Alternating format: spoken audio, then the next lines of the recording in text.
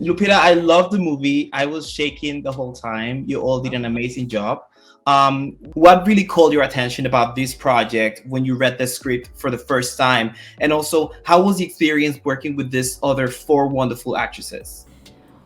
Well, I signed on to this project before I read the script. So Jessica Chastain called me and asked me, um, why is it that there's no espionage thriller movies with women at the foreground? And I couldn't think of any, first of all. And I was like, oh, I don't know. I don't know why. I guess it's because, men run the world. So she proposed that she wanted to do something about that because, of course, we know there's tons of women, female spies out there, and have been for a very long time. And sometimes they're the most effective because people don't think to look twice at a woman. And so she had this idea, and I thought it was actually a great idea. And her idea was to bring women from different parts of the world together to form their ensemble, and that also suited me very well. I love the idea of just expanding our perspectives, in what we see in cinema. So yeah, it was a no-brainer at the time. If you could say a word that best describes how women would feel after watching the movie, which word would it be and why? Well, I hope they feel excited. But I think I hope that for everybody that watches the movie, not just women. But I hope they feel excited, and I hope they feel um, energized. Those same feelings feel when you walk out of a Bourne movie, where you've been hopefully mentally stimulated as well as emotionally. And I hope that for this movie as well. You are kind of the brain who's on top of many details in the movie. As an actress, what was the biggest challenge while making this film? The biggest challenge was acting with a blank screen. Because when you're making the movies, all those special effects are not there, and you're just looking at a blank phone, talk about, oh, look over here, and it's like nothing's happening. So it's a real exercise in imagination.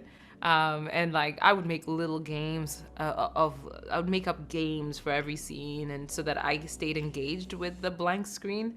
And yeah, and so that I was able to do it again and again and again. I work for people in Espanol, and we would like to know if you remember which was your favorite Spanish TV show or telenovela from that time when you were, over there, and why did you like it? When I lived in Mexico, I didn't have a TV, but I did grow up watching Mexican telenovelas. And I remember there was one called Salvaje and another one called Cuando Seas Mía.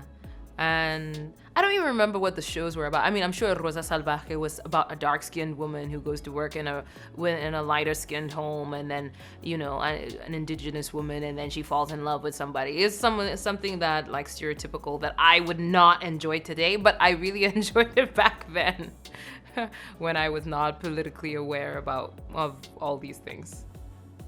And how was taping this like in another country? How was that experience? Well, we taped it in London. The film does travel to places like Morocco and Paris. I was just in London, and they did replicas of these places there, and it was incredible. I mean, I had been to Morocco about a month before we started shooting, so when I was there on set and I walked into this Marrakesh market, and it looked just like what I had just seen in Morocco. That was incredible, and is obviously props to the art department that really, really got it down. The research on it was wild and accurate. They did a great job. Can you invite all of our viewers from People in Espanol to watch this movie this coming January 7th? And if it's in Spanish, would be great. I don't know if you want to do it. A ver. Hola, mi gente. No, I can't do it in Spanish. I will say hello, people in Espanol. Please go see our film, The 355, that comes out in cinemas on January 7th.